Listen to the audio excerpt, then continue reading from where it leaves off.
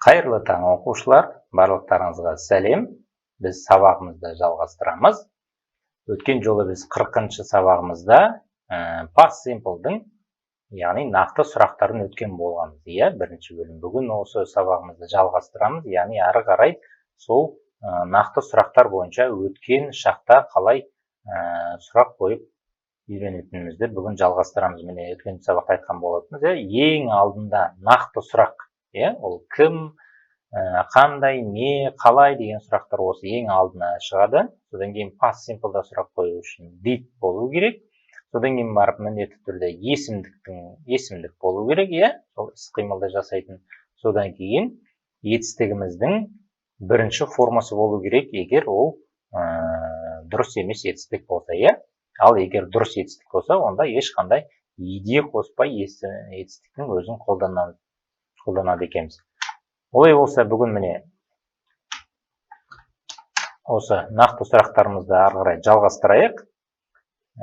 Міне өткен жолы біз не, қашан, не үшін, қайда, кім деген нақты сұрақтарды өткен болатынбыз. Бүгін қалай деген сұрақтан бастайық. Міне қалай деген how, орысша айтқан кезде как. Мысалға айтатын болсақ, сен қалай қателестің, немесе сен қалай қате істедің. How, яғни өткен шақта айтылып тұр, істедің деп айтып тұрмыз. Өткен шақта сол үшін де how did. Сен, how did you make. Міне, барлығы тура ереже бойынша. Міне how деген special question, содан кейін did, содан кейін есімдіктің біреуі, кез келген біреуі міне тұр. Содан кейін міне етістіктің бірінші формасы міне make. Біз мен қате істедім деп айтқан кезде I made a mistake деп біз екінші формасымен айтатынбыз, Бірақ мына жерде сұраулы сөйлем болғандықтан біз бірінші формасын қолданамыз. How did you make a mistake? Сұрақ белгісі. Бұл сұраулы сөйлем. Келесі мысалымыз. Олар қалай жауап берді? Ереже бойынша нақты сұрақ. Содан кейін did, содан кейін they, содан кейін жауап берді, answer. How did they answer? Олар қалай жауап берді? Бәрі ереже бойынша. Мынау answer мысалы дұрыс етістік, Дұрыс етістікті біз болымды сөйлем болған кезде былай жазатынбыз, Олар қалай жауап берді деп, мысалы сұрады. Біз енді жауап береміз. Мысалы, they answered деп. Олар жауап берді деп айтамыз. They answered. Содан кейін уже қалай жауап берген айтамыз. Мысалы, тез жауап берді, дұрыс жауап берді деген сияқты. Ары қарай қолдана береміз. Үшінші мысалымыз, сен сөмкеңді қалай таптың? Өткен шақта айтып тұр, Сөмкеңді қалай таптың? How did you табу бізде find, How did you find сөмкеңді? Your bag.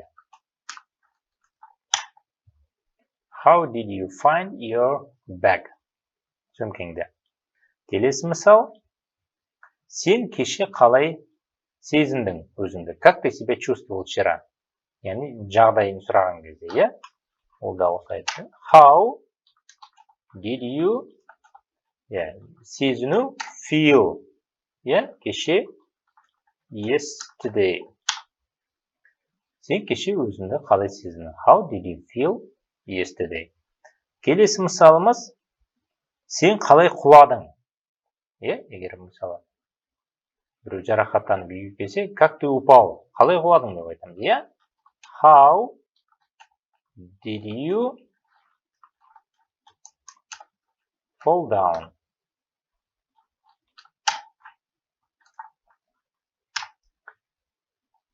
Яғни жерге құлау, fall down, fell down. Яғни өткен шақта fell down деп айтады екенбіз, егер болымды сөйлем болатын. Екінші формасы fall, fell, fallen. How did you fall down? Сен қалай құладың? Алтыншы мысалымызда балалар қаншалықты жиі деп келіп тұр. Міне мынау бізде how деген қалай деген сұрақ қой, Енді қаншалықты жиі дегенде де осы how деп арқылы қойылады екен, бірақ how often деп жазылады екен. How often деп тұрса, яғни қаншалықты, қалай жиі деген сияқты, бірақ қаншалықты жиі деп айтамыз. Қаншалықты жиі сен шетелге шықтың, шетелге бардың болмаса. How often did you go abroad?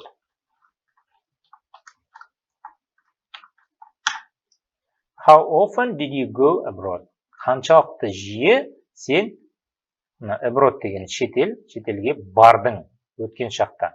Яғни мына жерде went деп қолданбаймыз, бірақ бардың деп өткен шақты білдіріп тұр. Қайсысы білдіріп тұр? Мына did білдіріп тұр бізде. Did білдіріп тұр. Сол үшін мына жерге went деп екінші форма жазудың қажеті жоқ, иә? Тек болымды сөйлемде ғана жазамыз. How often did you go abroad? Мысалы, I often went abroad. Мысалы, went деп уже екінші формамен айтамыз. Жауап беретін болсақ, мен шетелге жиі бардым деп айтатын болсақ. Осы how арқылы тағы да балалар қанша деген сұрақта қойылады екен. Бірақ бізде қараңыздар, қанша дегенде бізде зат есімдер, ол саналатын зат есімдер бар және саналмайтын зат есімдер бар, иә? Міне осы саналмайтын зат есімдерге біз much, how much деп сұрайды екенбіз. Яғни қанша деген сөз. How much. Яғни мына much деген негізі көп деген мағынаны білдіреді ғой, саналмайтын затқа. Қаншалықты көп деген сияқты. Сонда қанша деген сұрақ пайда болады екен. Сонда келесі мысалымыз, бұл қанша тұрды? Өткен шақта, иә? Бұл қазір қанша тұрады деп сұрап тұрған жоқпыз. Бұл зат сол заманда қанша теңге тұрды деген сияқты, иә? Мысалы, мен компьютерді 1 жыл бұрын алдым десек, мысалы, ол мені сұрауы мүмкін, мысалы. Бұл қанша тұрды деп 1 жыл бұрын деген сияқты. Сол кезде осылай сұрайды. How much did it cost? How much did it cost? Қарай уже жазды береміз. 1 year ago деген сияқты, 1 жыл бұрын деген сияқты. Last year, өткен жылы, бұл қанша тұрды деген сияқты. How much did it cost? Ал енді саналмайтын, керісінше, саналатын зат есімге how many де қолданады екенбіз, иә? How many. Many деген саналатын, көп деген сөз. How many қаншалықты көп, яғни бұл саналатын. Яғни мына жерде қанша тұрды дегенде ол ақшаны сұрап тұрмыз, иә? Ақшасы қанша тұрды? Ақша ол саналмайтын зат. Ал енді саналатын зат. Ол қанша ойын жеңді? Қанша ойын жеңді? How many games? Қанша ойын? Қанша ойын? Міне осылай жазылады. How many games? Содан кейін бар. Did he win? How many games did he win? Қанша ойын жеңді? Ол қанша ойын жеңді? Яғни ойындарда, мысалы, 1 ойын жеңдім, 2 ойын жеңдім деген сияқты санай аламыз ғой, мысалы. Бірінші турды жеңдім, екінші турды жеңдім деген сияқты. Сол санай аламыз. Сол үшін де бұл жерде біз how much емес, how many дегенді қолданып тұрады екенбіз. Тағы да бір мысал, мысалы, мен қанша қате жібердім, немесе мен қанша қате істедім. Тоже қателерді санауға болады, иә? 1 қате, 2 қате деп сол үшін де how many mistakes? How many mistakes did I make? How many mistakes did I make? Мына жерде mistakes деп көпше түрде жазамыз. Себебі қаншалықты көп деп жазып тұрмыз, иә? How many? Қанша? Мынау көп деген. Сол үшін де мына жерде де көпше түрде жазамыз. Games, mistakes, қанша ойын, қанша қате мен істедім. Менде қанша қате кетті деген мағынаны айтуға да болады осылай. Келесі сұрағымыз, балалар, what? What деген сендер білесіңдер, иә? Ол не деген сөз, иә? Біз бұны өткен сабағымызда өткен болатынбыз. Не деген сұраққа мысалдар келтірген болатынбыз. Бірақ бүгін біз қасына time'ды қосып аламыз. Сонда what time? Яғни бұл тек қана не деген сұрақ бермейді екен, тағы да қандай деген сұраққа да жауап береді екен. Қандай, what time, қандай уақытта, яғни қаншада деген сұрақ шығады екен. What time деген қаншада деген сөз. Ол саған қаншада звондады. What time? Ол звондады ғой. Did she call you? Саған. What time did she call you? Сағат қаншада звондады ол саған. Немесе ол саған сағат қаншада звондады. Қаншада звондады. What time?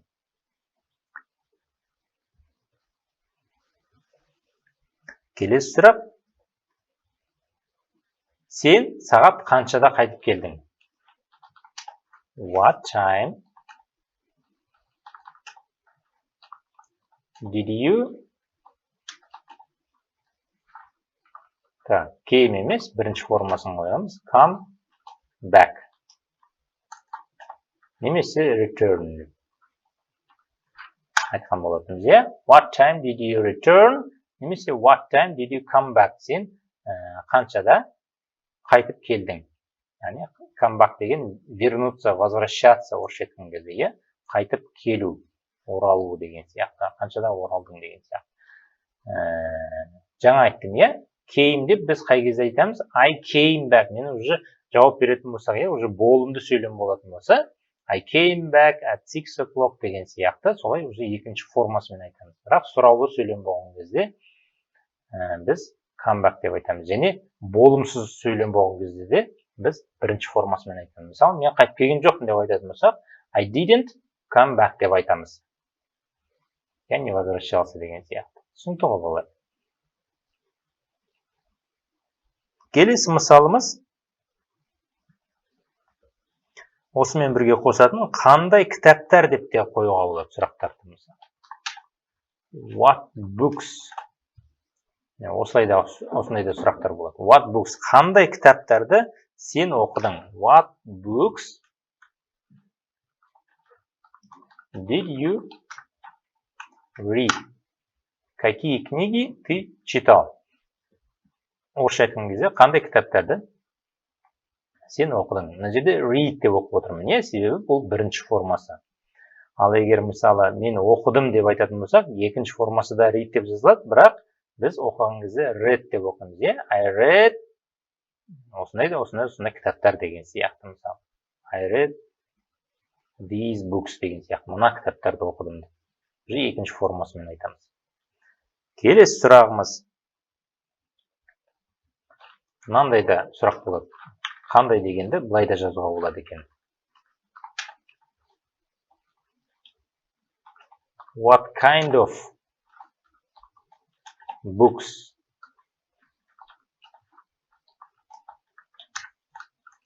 What books did you read?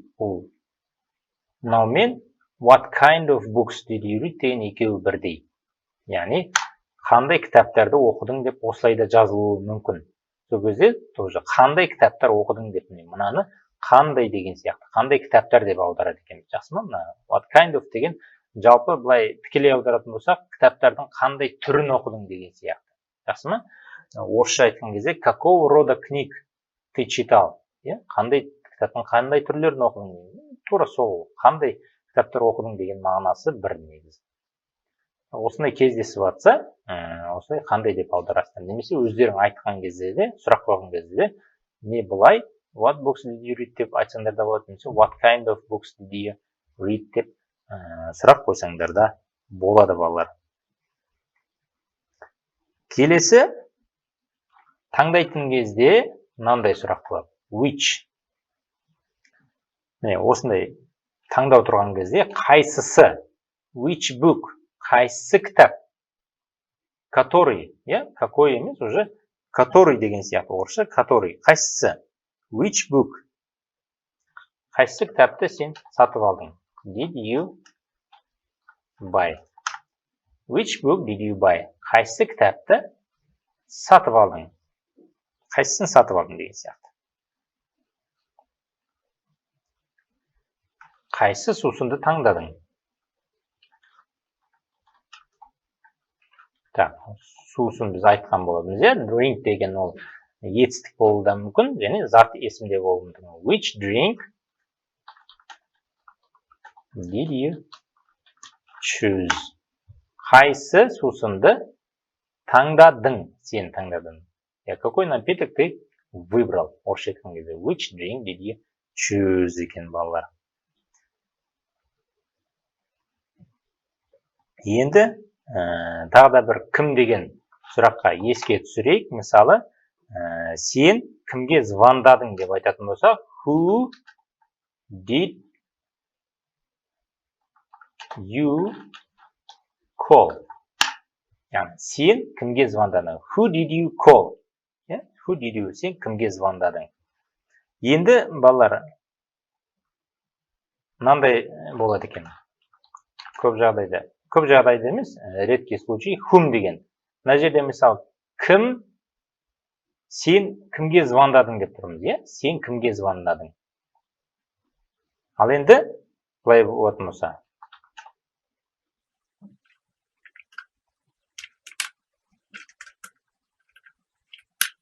Мына жерде сен кімге звондадың деп аударамыз, ал мына whom did you call дегенде бұл да сен кімге, кому деп.